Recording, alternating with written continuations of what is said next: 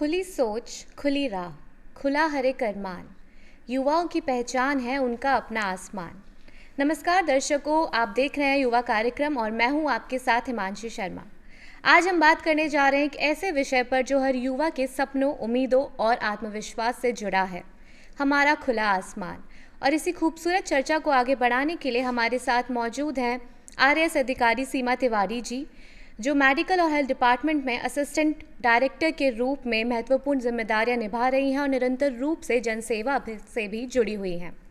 सीमा जी न सिर्फ एक प्रशासकीय अधिकारी हैं बल्कि अपने डिसिप्लिन, डेडिकेशन और हार्डवर्क के साथ युवाओं के लिए एक प्रेरणा का मजबूत उदाहरण भी हैं। हम सीमा जी का स्वागत करते हैं। स्वागत है सीमा जी आपका। सीमा जी, हम आपसे पहला सवाल यही पूछना चाहेंगे कि युवा का अपना आसमान, खुला आसमान सबके लिए अलग हो सकता है, तो आपके अनुसार उनका आसमान कब तय होता है और उनके लिए क्या खुला आसमान हो सकता है? जो आजकल की यूथ है उसके अकॉर्डिंग अगर हम सोचें तो युवा आज के टाइम में बाउंडलेस फ्रीडम चाहता है। युवा चाहता है कि वो जो उसकी थॉट है उसके अकॉर्डिंग कुछ करे।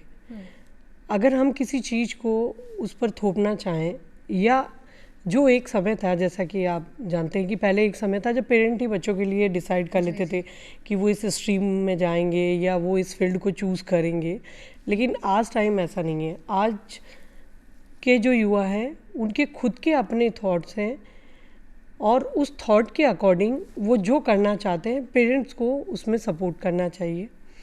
और दूसरा कि जैसा कि देखा गया है कि कई बार पेरेंट्स जब इंसिस्ट करते हैं और बच्चे अपनी इच्छा के अनुरूप नहीं करते हैं और उनकी इच्छा से कुछ ऑप्ट कर लेते हैं, तो आगे जाके कोटा वाले केसेस भी आपने देखे होंगे जहां बच्चे जीवन को जीने की इच्छाएं भी छोड़ देते हैं। कई ऐसे केसेस भी हमने देखे हैं कई बार जहां पे बच्चे कर तो लेते हैं बट वो एक जो सेटिस्फेक्शन का लेवल होता है वो उनके पास नहीं होता है।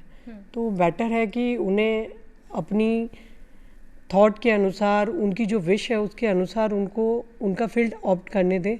बट हाँ, पेरेंट की भी ये रिस्पॉन्सिबिलिटी बनती है साइमल्टेनियसली कि वो विजनरी रहे, उस पर उनकी एक आई रहे कि बच्चे क्या कर रहे हैं। मीन्स ऑब्जर्वेशन का लेवल हमेशा बना रहे बच्चों पर, ताकि वो जो यूथ एज में मिसगाइड जो बच्चे होते हैं वो ना हो।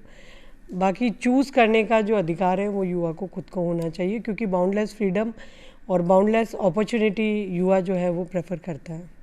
तो आपने जब आरएएस आपने बनने का सोचा तो ये आपका निर्णय था या फिर आपके परिवार ने आपको बताया कि अगर आप आरएएस बनेंगी तो आपको सम्मान मिलेगा, आपके पास एक पावर होगी? तो ये निर्णय किसका था, आपका था या आपके घर वालों का था? नहीं, मैं एक्चुअली जब मैं स्टूडेंट थी, throughout the academic year I was meritorious student. तो obviously my parent were always thinking कि जो है आप किसी ऑफिसर रैंक पे जाएं, लेकिन कभी उन्होंने इस चीज़ को बहुत इंसिस्ट नहीं किया। लेकिन मेरी स्टोरी जो है वो थोड़ी सी डिफरेंट है। इन 2005 आई लेफ्ट स्टडी। एक बार 2005 में मैंने स्टडी जो है वो छोड़ दी थी, एंड 2016 में कुछ ऐसे इंसिडेंट हुए कि उसके बाद में मैंने फिर से मीन्स 13 इयर्स बैक मैंने स्टडी स्टार्ट की। और उस समय मुझे लगा कि आरएएस बनकर मैं देश की भी सेवा कर पाऊंगी। और as I was having a child of 1.5 year old, तो मुझे उसके लिए भी सब कुछ देखना था। तो मुझे लगा कि I need to go for the world, जो जहाँ मैं बेटर अपॉर्चुनिटी ले सकूँ लोगों को सर्व करने के लिए। तो सीमा जी, जब आपने अपनी ये आप अपनी दिशा में आपने जब चलना स्टार्ट करा तो आपके लिए एक ऐसा पल रहा होगा, एक ख़ास पल जो हो सकता है कठिन हो सकता है बहुत इजी हो। तो मैं वो जानना चाहूँगी कि जो आपको हमेशा याद रहता है कि मैंने उस टाइम ऐसे करा था और मैं उस चीज़ से कैसे निकल पाई थी। इट वॉज़ द टाइम, जैसे मैंने आपको बताया कि 13 इयर्स बैक मैंने स्विच किया था स्टडी को। तो इट वाज लाइक कि एक टाइपराइटर का एक आज की डेट के लैपटॉप से आप कोई कंपटीशन करवा रहे हो, बिकॉज 13 ईयर्स में 7 ईयर्स के बाद तो जनरेशन का गैप ही हो जाता है।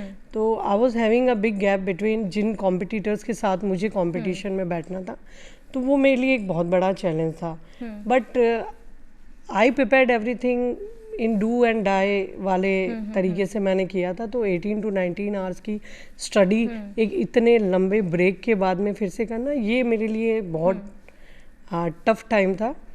बट एज आप जब किसी चीज़ को सोच लें और जिस डायरेक्शन में आप जाना चाहते हैं उसमें आप अपना 100% दें, तो उसके बाद में कुछ भी मुश्किल होता नहीं है। जी बिल्कुल।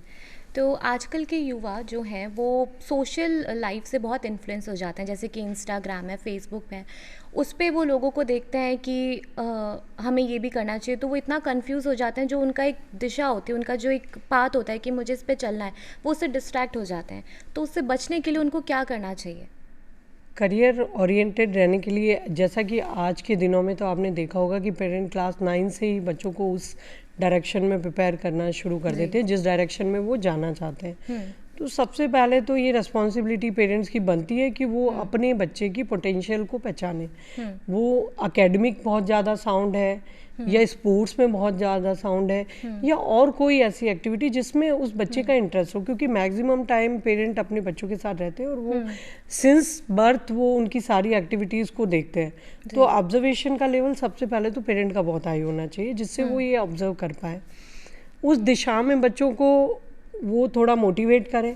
लेकिन लेटर ऑन अगर उनको लगता है कि ये दिशा इनके लिए ठीक नहीं है या ये उतना पोटेंशियल नहीं करवा पा रहे, तो बहुत अर्ली टाइम में ही वो उनको फिर से न्यू डायरेक्शन, लेकिन उस डायरेक्शन में पेरेंट्स के सजेशंस ऑलवेज वेलकम है, बट बच्चा खुद क्या चाहता है ये बहुत ज़्यादा इम्पोर्टेंट है। जी बिल्कुल। और आज पेरेंट्स ये भी बोलते हैं कि आपको सरकारी नौकरी करनी चाहिए, सरकारी नौकरी ज़्यादा बेनिफिट वाली होती है। तो एक युवा को क्या सोच के डिसाइड करना चाहिए कि मुझे प्राइवेट सेक्टर चूज़ करना चाहिए या फिर गवर्नमेंट सेक्टर चूज़ करना चाहिए? क्योंकि माता पिता के अकॉर्डिंग आपको सरकारी नौकरी में जाना चाहिए, और काफ़ी हमने देखा है कि लोग इसी चीज़ के लिए बहुत प्रिपेयर करते हैं।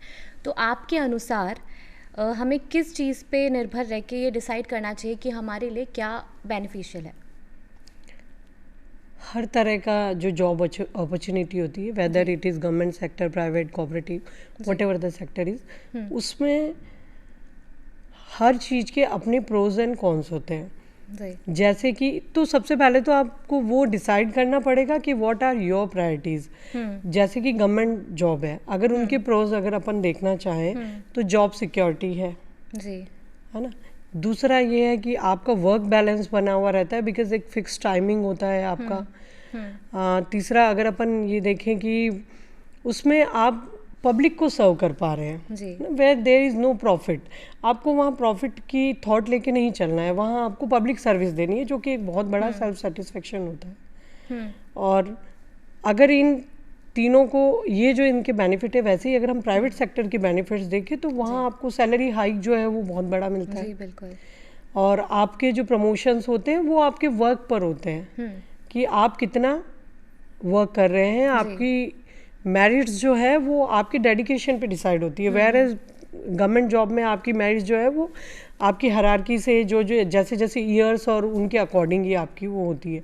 तो ये आपको डिसाइड करना पड़ेगा पहले कि आप कौन से फील्ड में जाना चाहते हैं, आपके लिए क्या ज़्यादा मैटर करता है, आपके लिए अच्छा हाइक मैटर करता है या वर्क बैलेंस मैटर करता है, या आपके लिए जॉब सिक्योरिटी ज़्यादा मैटर कर रही है या सैलरी अच्छी होनी चाहिए ये मैटर कर रहा है। तो दैट इज़ टोटली, क्योंकि बहुत से लोग ऐसे हैं जो गवर्नमेंट जॉब में बिल्कुल आना ही नहीं चाहते और बहुत से लोग ऐसे हैं कि जो सिर्फ गवर्नमेंट को प्रेफर करते हैं। तो it varies person to person, दोनों के अपने प्रोज एंड कॉन्स हैं। बट मैं मेरा बता सकती हूँ कि गवर्नमेंट जॉब से मुझे ऐसा लगता है कि दो बड़ी चीज़ें जो है, एक तो आप पब्लिक को सर्व कर सकते हो और जहाँ कोई प्रॉफिट वाला थॉट नहीं होता उसके पीछे, you are there to serve the people. And second जो पॉइंट है वो ये है कि जॉब की एक सिक्योरिटी रहती है। आपने देखा होगा कोरोना काल जब आया था तो कोरोना में प्राइवेट जितने भी इंस्टीट्यूट थे उन लोगों के लिए वो सच में बहुत क्रूशियल टाइम था, वेयर एज गवर्नमेंट सेक्टर में जो भी थे उनके लिए एक बहुत सेफ एंड सिक्योर टाइमिंग था वो। जी। और आजकल के युवा में स्ट्रेस, एंजाइटी, डिप्रेशन ये भी बहुत देखा जा रहा है। तो अपनी मेंटल हेल्थ को सही रखने के लिए और उनको ये सब चीज़ें प्रॉब्लम ना हो तो उनको क्या करना चाहिए? स्ट्रेस मैनेजमेंट के लिए वो जैसे कहते हैं ना कि बचपन में हम बहुत फ्री होते हैं। बचपन जी। में हम क्यों फ्री होते हैं?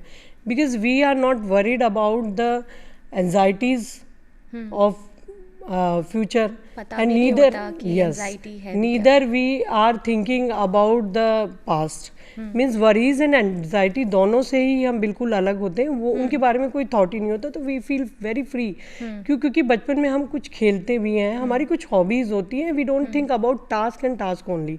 जबकि जैसे जैसे एज बढ़ती है, इंसान जो है टास्क ओरिएंटेड हो जाता है। तो मुझे ऐसा लगता है स्ट्रेस मैनेजमेंट के लिए आपका एक जो बचपन है, बचपन में जो आपकी हॉबी रही होती है या वो ऐसी चीज़ें जो आपको प्लेजर देती हो, उनको हमेशा जिंदा रखना चाहिए, ताकि आप हमेशा से लाइफ में आपको स्ट्रेस फील नहीं आए।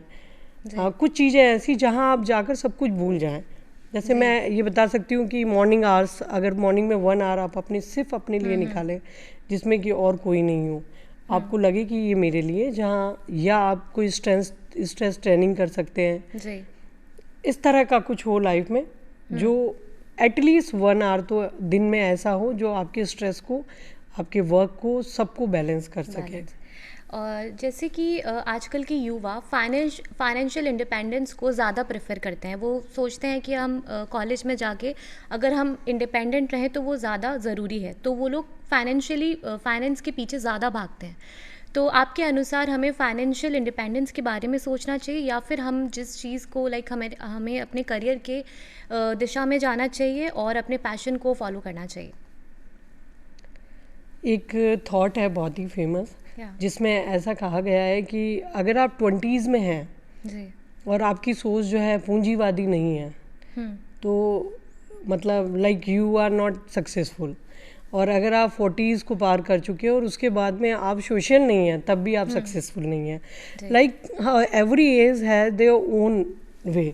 तो युवाओं का जो एक ट्रेंड होता है वो फाइनेंशियल होता है, और उसके लिए मुझे भी ऐसा लगता है कि एक समय ऐसा होता है जब आपको अपने ड्रीम्स को चेज़ करना चाहिए, फाइनेंशियल खुद को स्ट्रॉन्ग करना चाहिए, तो उस दिशा में आपको जाना ही चाहिए। लेटर ऑन जो आप बता रहे हैं कि दूसरी चीज़ें जो है, जैसे कि पीस है, अब अगर मैं मेरा बताऊंगी तो मुझे लगता है कि पैसों से ज़्यादा पीस इम्पॉर्टेंट है। तो वो जो है वो पीस की तरफ वो ऑटोमेटिकली एक फेज़ के साथ में इंसान चला जाता है।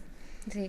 और जैसे कि आजकल के युवाओं में ये भी होता है कि वो आरएएस की तैयारी कर रहे हैं और काफ़ी बार अटैम्प्ट करते हैं, लेकिन वो क्लियर नहीं होता, तो उन्हें उसी को कैरी ऑन करना चाहिए, या फिर उन्हें किसी और करियर के बारे में सोचना चाहिए?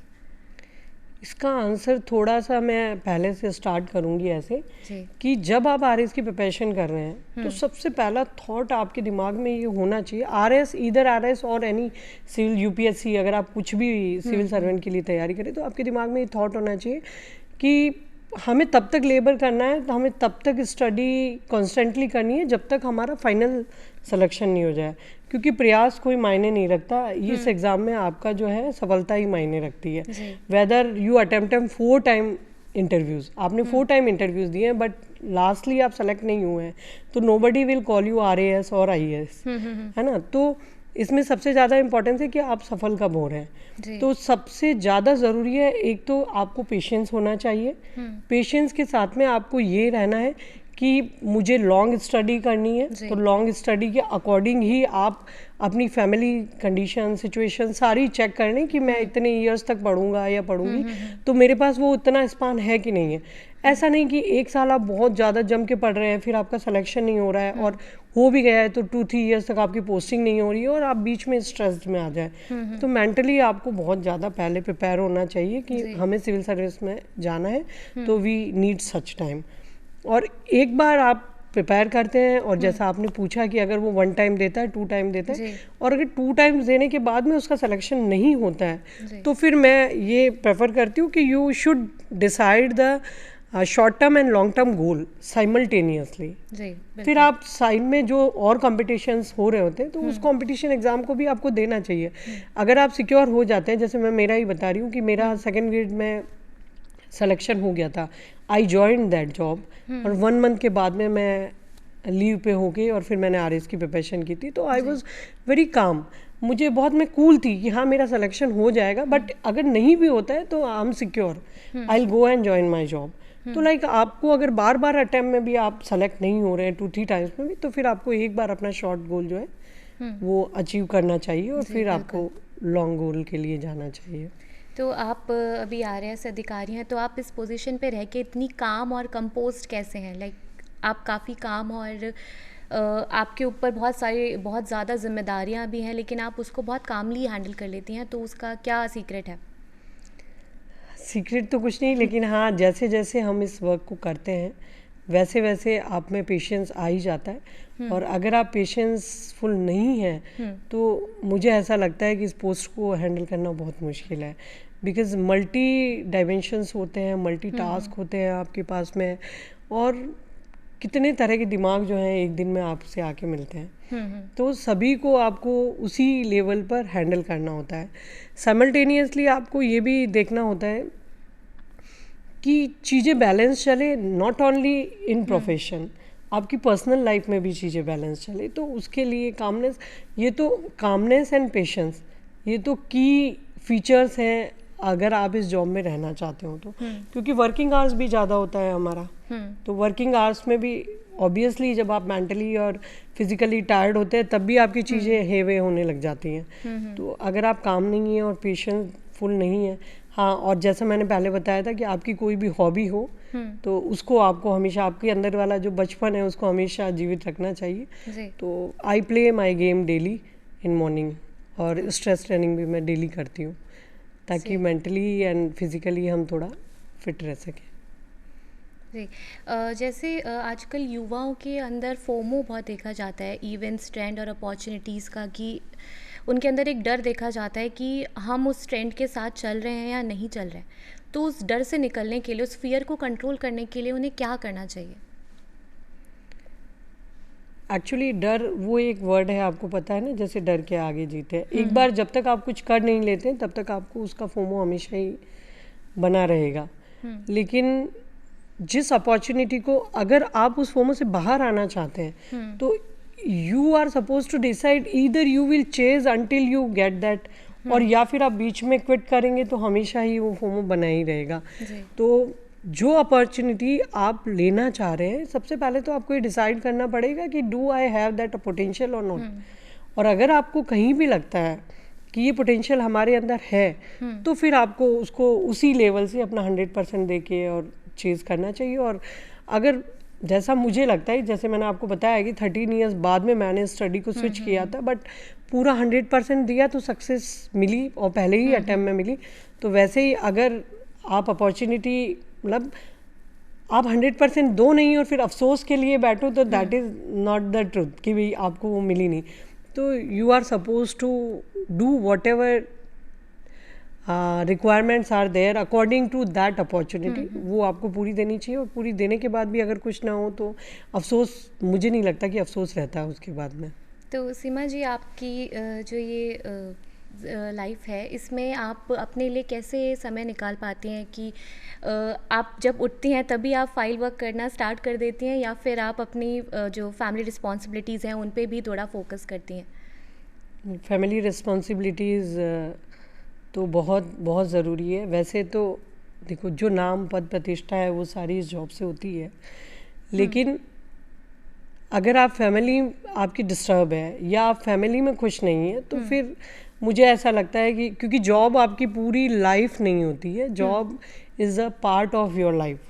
तो अगर आपकी लाइफ में आपकी फैमिली हैप्पी नहीं है, आप फैमिली के साथ बैलेंस नहीं कर पा रहे, तो चीज़ें बिल्कुल जॉब प्लेस पे भी ख़राब होने लगती है। तो फैमिली को बैलेंस करना तो खैर प्रायोरिटी होता ही है, और simultaneously this job is also a priority. लेकिन हाँ, उठते से ही I don't think about this job, क्योंकि पूरा दिन और 60 ईयर्स तक इस जॉब में जीना ही है हमारे को।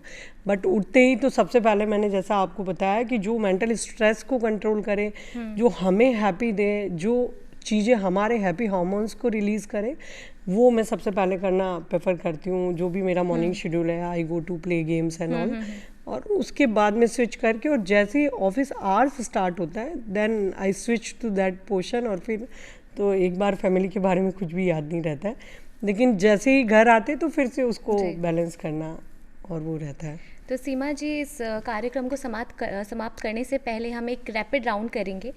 तो रैपिड राउंड शुरू करते हैं, और मेरा पहला सवाल है कि आपकी मॉर्निंग रूटीन स्टार्ट करने से पहले आप चाय पसंद करती हैं या फिर coffee? No, I don't take any beverage. आपका favourite food? Favourite fruit? Favourite food? Food तो एनी राजस्थानी फूड। आपकी फेवरेट प्लेस, आप कहाँ जाना पसंद करते हैं? Favourite place is my home town, क्योंकि इस जॉब में रहते हुए हमें घर जाने को कम मिलता है। दैट इज़ पाली। आपकी रोल मॉडल कौन है? मेरी रोल मॉडल मेरी मम्मा है। ओके। पब्लिक एक्सपेक्टेशंस ज़्यादा प्रेफर करेंगे या family expectations? No, expectations are not allowed, क्योंकि एक्सपेक्टेशन कभी किसी की पूरी नहीं की जा सकती है। बट आई विल प्रेफर कि जो चीज़ें ठीक हो वो पब्लिक में भी मुझे करनी है, और ठीक हो वो मुझे फैमिली में भी करनी है। ऐसा कोई इमोजी जो आपके पूरे दिन भर आपके फेस को डिस्क्राइब करता हो? That you can decide better because you are just spending time with me. मेरे लिए तो बताना मुश्किल होगा, तो this is my question from your side. बिल्कुल काम, आई थिंक एक स्माइली फेस इमोजी आपके लिए प्रेफर करता है। और आपको क्या ज़्यादा पसंद है अपने फ्री टाइम में करना? इफ़ आई एम फ्री तो मुझे पसंद है, मैं बुक रीडिंग भी करती हूँ। कैसी बुक रीड करती हैं आप? मैं बुक रीड करती हूँ जो सोशली अभी प्रेजेंट में जो चैलेंजेस होते हैं उन पे, और मोस्टली मैं ऐसी बुक्स भी रीड करती हूँ जो विमेंस के बारे में बताती है ज़्यादा। आपकी कोई फेवरेट मूवी?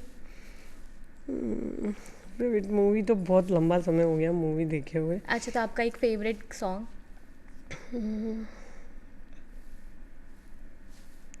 आपकी फेवरेट हॉबी? हाँ, फेवरेट हॉबी टू प्ले। क्या आप खेलना पसंद करते हैं आप? वैसे तो मैं 4 गेम्स में नेशनल हूँ मैम। अच्छा। I played basketball, handball, judo and softball, but अभी प्रेजेंटली मैं लॉन टेनिस प्ले करती हूँ। क्या बात है।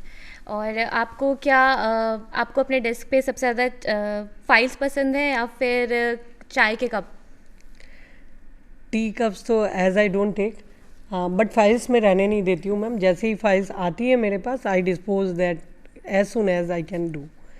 तो सीमा जी, आखिरी में आप हमारे दर्शकों को क्या संदेश देना चाहेंगी, जो हमारे खासकर युवा दर्शक हैं, आप उनको क्या बोलना चाहेंगे, और उनके माता पिता को जो उनके करियर को और उनके सपनों को लेके बहुत ज़्यादा चिंतित रहते हैं? फर्स्ट ऑफ ऑल मैं यही देना चाहूँगी मैसेज तो, कि जैसे आज का टाइम है जिसमें स्मार्ट फ़ोन जो है वो बच्चों की प्रायोरिटी बन गया है, तो पेरेंट ये प्रेफर करें कि अगर उनको देना भी है फ़ोन बच्चों को तो एक लिमिटेड टाइम के लिए दें, एक थोड़ा सा आवर्स हो, हाफ एन आवर 1 आवर, उससे ज़्यादा बच्चों को मोबाइल का एडिक्ट नहीं करें। क्योंकि सोशल मीडिया जिस पर्पज़ से बना है बच्चे उस पर्पज़ को नहीं जानते, बच्चे ओनली स्क्रॉल करना जानते हैं। और जैसा कि आप सब भी जानते हैं कि जब हम फ़ोन को स्क्रॉल करते हैं तो माइंड बिल्कुल हैक हो जाता है और वो चलता ही रहता है, और हम खुद की जो पोटेंशियल है वो ख़त्म कर देते हैं। तो स्मार्टफोन से बच्चों को दूर ही रखें, जो सीखना है वो वैसे ही लाइफ में सब सीख ही जाएगा बच्चा। और बाकी बच्चों को जैसा मैम ने बताया कि ओपन स्काई आप बच्चों को दें तो ओपन स्काई दें, but you keep your I on that. आप उनकी इच्छा अनुसार उन्हें करने दें, लेकिन आपका जो विज़न है वो उन बच्चों पर रहे। आपकी जो केयर आपको करनी चाहिए वो आपकी उस दिशा में रहे। जी, तो सीमा जी, आपका बहुत बहुत धन्यवाद। आपने इतने इम्पॉर्टेंट टाइम निकाल कर आई हमारे लिए, उसका बहुत बहुत धन्यवाद सीमा जी। और दर्शकों, मैं आपसे उम्मीद करती हूँ आपने कुछ सीखा होगा और कुछ जाना होगा, और आप अपने करियर, अपने दिशा को अपने हिसाब से चुनें, जो आपको पसंद है आप वही करना डिसाइड करें। और हम आपसे मिलेंगे नेक्स्ट एपिसोड में, तब तक के लिए नमस्कार, धन्यवाद।